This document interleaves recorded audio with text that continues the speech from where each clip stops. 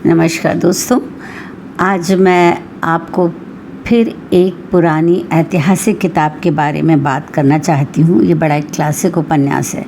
आप इसका नाम सुनेंगे तो आप थोड़ा सा खुश भी हो जाएंगे, क्योंकि आपने इससे संबंधित मूवी तो देखी है और सुपरहिट मूवी है वो तो देखी है आपने, लेकिन उसके पीछे की असली कथा क्या है वो आप ज़रूर जानना चाहेंगे। हालांकि कथा में और मूवी में कोई ख़ास अंतर नहीं है, पर मैं पहले ही बता दूं, मैं एक किताब के बारे में आपको बता रही हूं और ना मैं कोई टिप्पणी कर रही हूं, ना मैं उसकी कोई आलोचना कर रही हूं। मैं एक अच्छी किताब बताने वाली हूं जिसके बारे में आप जानें कि जिस पे मूवी बनी उसमें क्या था। तो ये किताब है, इसको आप देख के पहचान जाएंगे। ये 1987 का एडिशन है, प्रथम संस्करण निकला था। उमराव जान अदा, मिर्ज़ा हादी रुस्वा की किताब है ये, और इससे प्रकाश पंडित जी ने हिंदी में ट्रांसलेट किया। देखिए मैं पकड़ रही हूँ और उसके पन्ने टूट रहे हैं, तो आप इसे समझ सकते हैं कि ये किताब कितनी पुरानी है। तो मिर्ज़ा हादी रुस्वा कौन थे और उमराव जान अदा कौन थी? उमराव जान के नाम से सबको बस रेखा की याद आती है, क्योंकि रेखा के जीवन का, अभिनेत्री रेखा के जीवन का एकदम से मोड़ आया और वो एकदम सुपरहिट हो गई थी इस मूवी की एक्टिंग करके। तो मिर्ज़ा हादी रुस्वा एक जगह चौक में बैठे रहते हैं और उनके मित्र वहाँ पर रहते हैं। वो सब, क्योंकि वो शायर रहते हैं और उनके सारे मित्र जो हैं वो एक जगह बैठकर सब शेर व शायरी करते और गप्पे मारते हैं। ये लखनऊ का किस्सा है। और सब बैठ के बातें करते थे, शेर व शायरी चलती रहती है। और अचानक से एक कोई शेर पढ़ा जाता है। मिर्ज़ा साहब ही पढ़ते हैं उसको, और जैसे ही वो शेर पढ़ते हैं तो इतने में बगल के कमरे से आवाज़ आती, वाह! तो सब लोग चौंक जाते हैं और उनमें से एक कहता है कि आप भी यहाँ तशरीफ़ ले आइए। उनको ये पता था कि ये बगल के कमरे में एक तवायफ़ रहती हैं जो बहुत शालीन है, कभी दिखाई नहीं देती, पर्दे गिरे रहते हैं।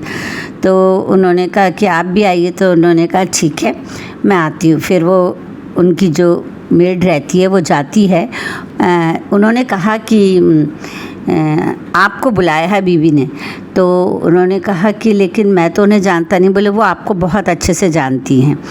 तो जैसे ही ये वहाँ पहुँचे तो उन्होंने देखा कि अरे वहाँ तो उमराव जान तशरीफ़ रखती हैं। उन्होंने कहा अल्लाह, आप तो हमें भूल ही गए मिर्ज़ा साहब। तो उन्होंने कहा अरे आप यहाँ रहती, ये तो मुझे पता ही नहीं था।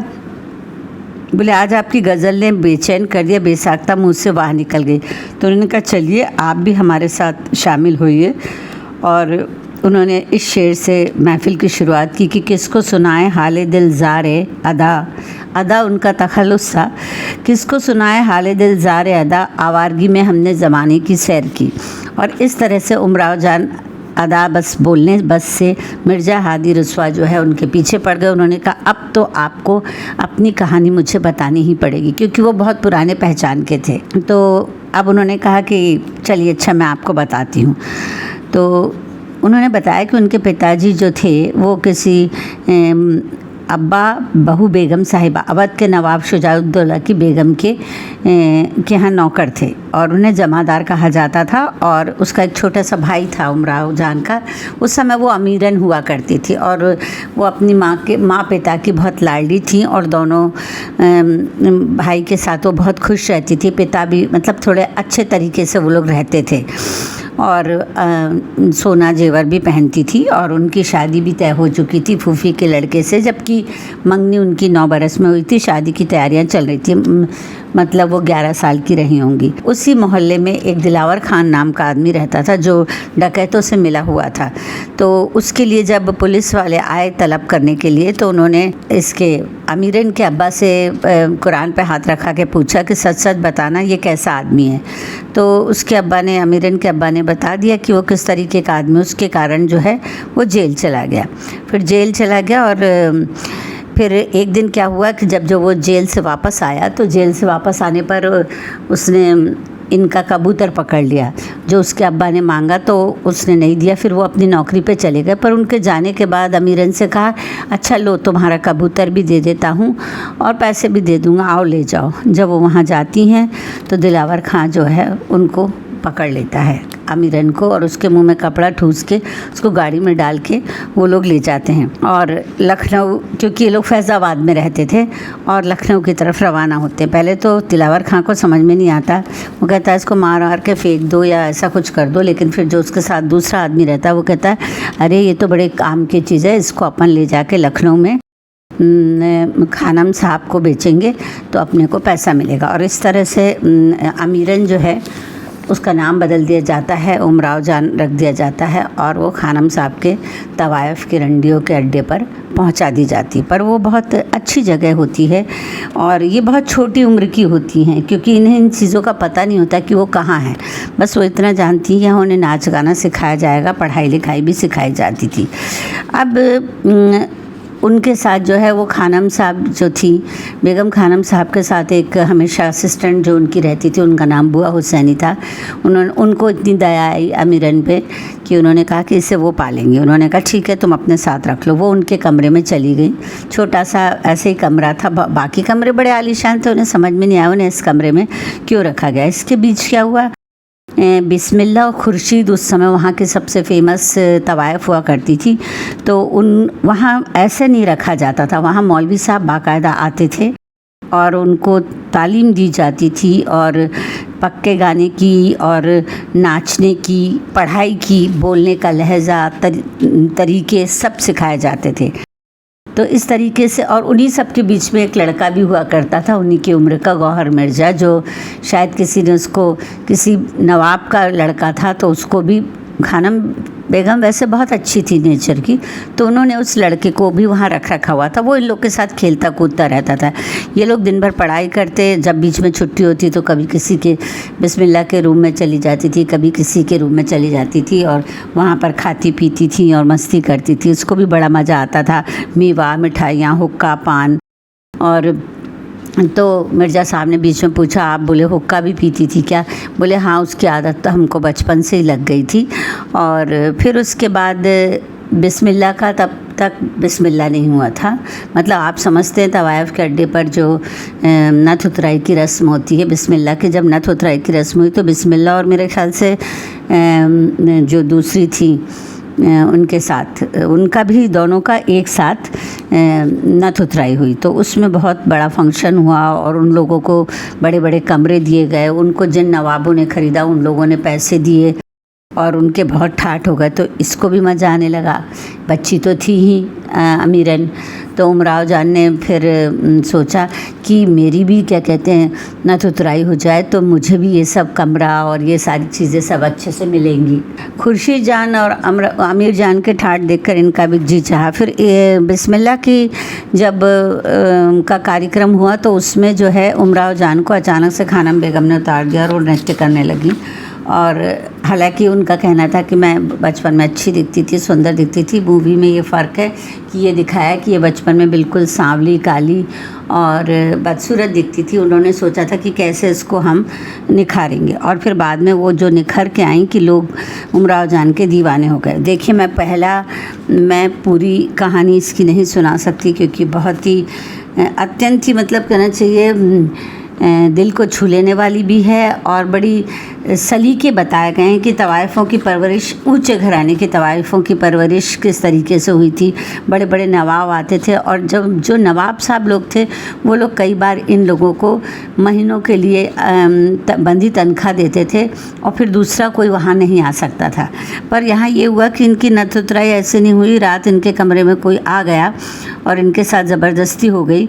तो उन खानम बेगम ने कहा कि किसी को बताया ना जाए, अब जल्दी से पहले इसकी नथ उतराई कर देते हैं। एक तो एक बुढ़े से नवाब आए, उन्हीं से इसकी नथ उतराई हो गई। इसको कोई, शायद मेरे ख्याल से उमराव जान को ज़्यादा फ़र्क नहीं पड़ा, वो 70 बरस के थे।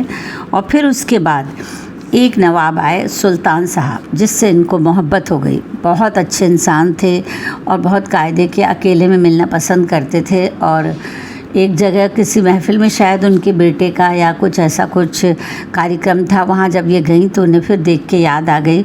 और बड़े रईस थे, उनके कारण वो तमीज़दार बहुत थे। फिर उसके बाद वो कहाँ चले गए उनका पता नहीं चला।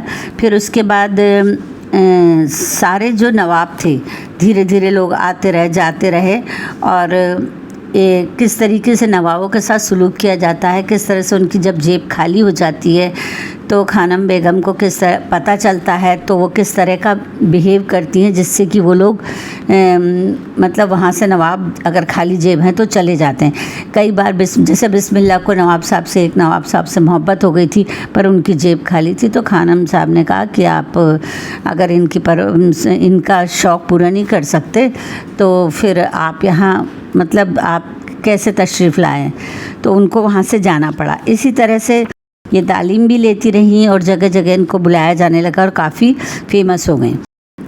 बीच में ये एक जगह पर गई जहाँ पर इन्हें किसी को नहीं पता था कि ये नवाब साहब जिन बेगम साहिबा के पास गई वो किसी और की वो थी। वहाँ पर डकैत लोग आ गए और इस समय तक इनके पास बहुत एक बुज़ुर्ग नवाब आया करते थे, तो वो बहुत देते थे। जैसे खानम साहब से जो सौदा तय हुआ वो अलग था, और जो इन लोगों को मिलता था चुपचाप नवाब लोगों से, ये उसको छुपा के अपनी दौलत के तौर पर रख लेती थी। तो इनके पास काफ़ी धन दौलत हो गई थी।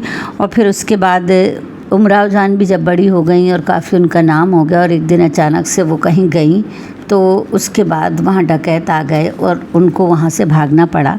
तो वो दूसरे शहर चली गई और अपना काम खुद करने लगी। और इसी बीच एक दिन उनके पास फैज़ाबाद से बुलावा आता है। फैज़ाबाद यानी उनका मायका, उनका घर, उनकी माँ, उनके भाई। तो जैसे ये अचानक से अपने घर में पहुंचती हैं और सिर्फ पर्दे के पीछे से उनकी माँ से बात होती है। फिर दोनों माँ बेटी खूब चीख चीख के रोती हैं और वहाँ रह नहीं सकती थी। थोड़ी देर बाद एक लड़का आता है उनके कमरे पे, सिपाहियों की वर्दी पहने, वो उनका भाई था। वो कहता है तू यहाँ से चली जा मीरन, यहाँ तू अब नहीं रह सकती। तो वो ये रोती रोती फैज़ाबाद से वापस आती हैं और लखनऊ आके फिर बेगम खानम के वहाँ पर जाती हैं और फिर से उनके पास थोड़े दिनों के लिए रहने लगती हैं। और लेकिन फिर थोड़े दिनों बाद वो फिर दूसरी जगह चली जाती। यहाँ पर सारे कायदे कानून और किस तरीके से एक वैश्या को उठना बैठना चाहिए और अपना एक स्टैंडर्ड मेंटेन करके रखती थी। वो मतलब एक रंडियों की तरह नहीं रहती थी जैसा कहा जाता है। तो कानपुर से तो वो जो गायब हुई, तो वो उसके बाद बहुत मुश्किल से बहुत दिनों बाद वो खानम से मिली थी। उन्होंने कहा कि चलो, खानम के बाद वो उन्हीं बेगम साहिबा से मिलने गई जिन्होंने उनको बगीचे में बुलाया था जहाँ डकैत आए थे। तो जब उन्होंने उनके हस्बैंड को देखा तो वो देखती रह गई। वो सुल्तान साहब थे और वो पहचान गए कि ये वही पुरानी उमराव जान हैं जिससे उनकी मोहब्बत थी। तो दोनों ने लेकिन बिल्कुल भी उन बेगम के सामने इस बात को शो नहीं किया।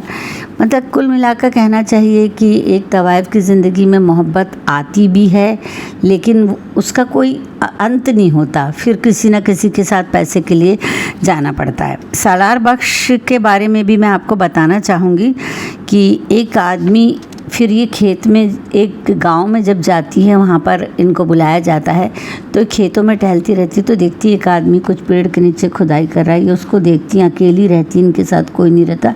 फिर थोड़ी देर बाद देखती हैं कि तो ये पहचान जाती है, ये भागती हुई अड्डे पे वापस आती हैं अपने, तो मतलब जहाँ पर ये लोग टेंट लगा कर ठहरे हुए थे। तो फिर वो बताती हैं कि वो आदमी है दिलावर खां जो मुझे उठा के लाया था। तो उसके साथ में जो रहते हैं वो कहते हैं मैं तो इसमें पुलिस में अभी इसमें रिपोर्ट लिखाता हूँ, दर्ज कराता हूँ। पुलिस आती है और मतलब दिलावर खां को पकड़ के वापस से जेल में बंद कर दिया जाता है और पता चलता है 2 महीने बाद फांसी हो गई।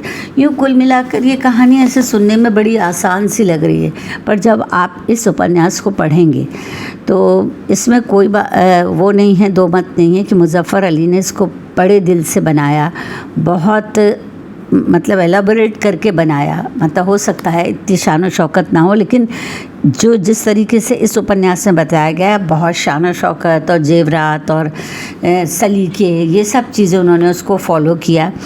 और लेकिन फिर भी उन्होंने कहा कि जब मिर्ज़ा रसवा साहब को मैंने उमराव जान ने कहा कि मैंने उनको अपना मसवदा दिया, मतलब पांडुलिपि दी, तो मुझे जी कर रहा था कि पुरजे पुरजे करके फेंक दूँ कि ज़िंदगी में क्या कम मुँह काला हुआ है कि उसकी कहानी मरने के बाद भी बाकी के लोग पढ़ें और मुझको लानत मलामत करें।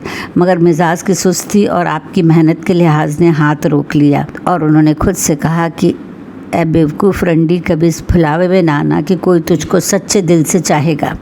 तेरा आशना जो तुझ पर जान देता है 4 दिन के बाद चलता फिरता नज़र आएगा।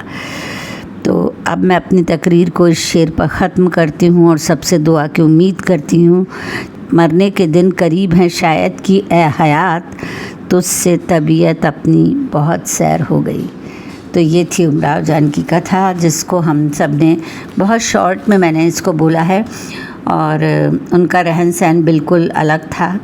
उनका एक शरीफ जादी तवाइफ कहलाती थी और अदा उनका तखल्लुस था, और उनको अपनी मासूमी और भटकनों से किस तरीके से गुज़रना पड़ा, ये इसमें पूरी कथा है। और आप इसे अवश्य पढ़ें।